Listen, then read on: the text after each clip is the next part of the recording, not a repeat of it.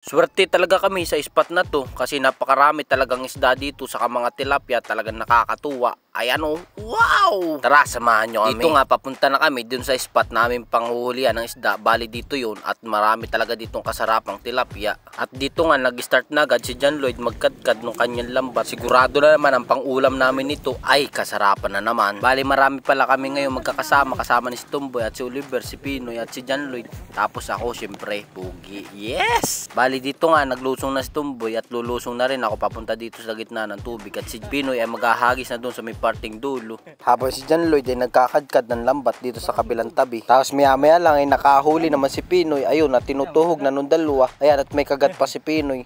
Grabeng tawar eh. Ayan, dalawang huli niya. Kasarapan dalawang tilapia. Suwabe. Nagkasama-sama kami dito kasi pare-pareho kami walang gawa, walang trabaho. Kaya ito, nangisda kami. Bali nang akit sa amin ay si John Lloyd. Tapos si Oliver ay pinuntahan si Pinoy. Tapos ako. Kasama nila si Tumboy nang huli kami dito sa maswerteng spot. Dito nga sa part na to ay napakarami na nang nahuhuli namin dito sa lambat na ikinadkad ni John Lloyd. Napakaswabe, parang layak. Yan pa nga lang yung amin natutuhog, pero maya lang ay napakarami na niyan. Wala pa kami 10 minutes dito na nagkakadkad ay talagang napakarami. Grabe! Ano? Sarap guys, oh! Buti ko mamata, wala oh. Gapalad guys, oh. Oh, sarap. Hindi kang pa makawala eh. Yan oh.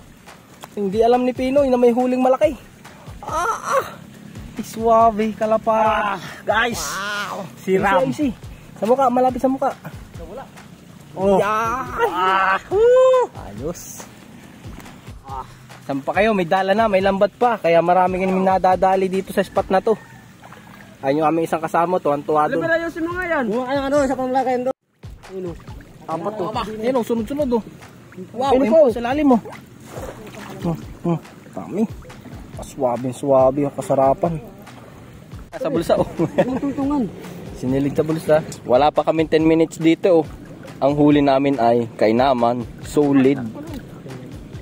Puro kakin ay nakakatuwa talaga sa spot na to. Napakarami ang aming nadadali. Ang daming huli. Ayan, at kandong na nga ni John Lloyd.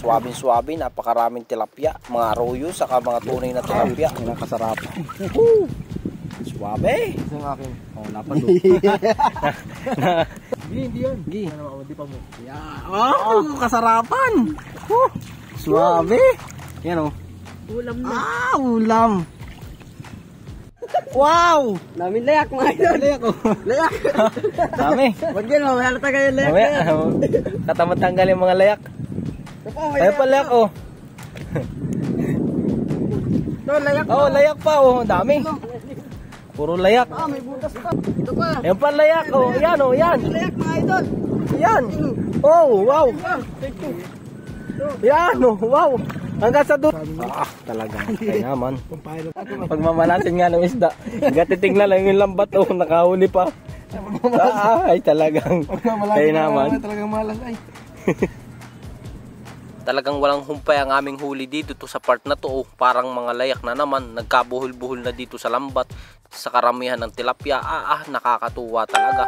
Suwabe talaga dito. Isang dipanan ni Tumboy ang aming huli. Talaga napakarami. Dahil sa part na to, nakahuli na naman kami. Walang humpay na panguhuli ng tilapia guys. At dito nakahuli na naman kami ng good size. Suwabe. Ito yung tunay na tilapia guys. Saka ito nakahuli kami ng bakuli na malaki. Nakakatuwa. Hindi ka maiinip sa panguhuli dito sa spot na to guys. Kahit magsulo ka, maaliw ka talaga. At sa part na to, nakahuli kami yan janitor fish. Pero pinakaluan ko yan at nakakaawa naman. At sumunod naman na nahuli namin itong kulay orange na tilapia. Nakakatuwa to, sarap nito ilagay sa aquarium. Pero wala kami nun kaya inalpasan na lang namin to. Nakakawa baka kasi mamatay. Nakakatuwa kasi yung kulay niya, ang cute. Bali sa part na to kami pauwi na at yan ang aming huli. Tapos yung iba nakatago na. At hanggang dito na lang, maraming salamat sa inyong panonood. Thank you.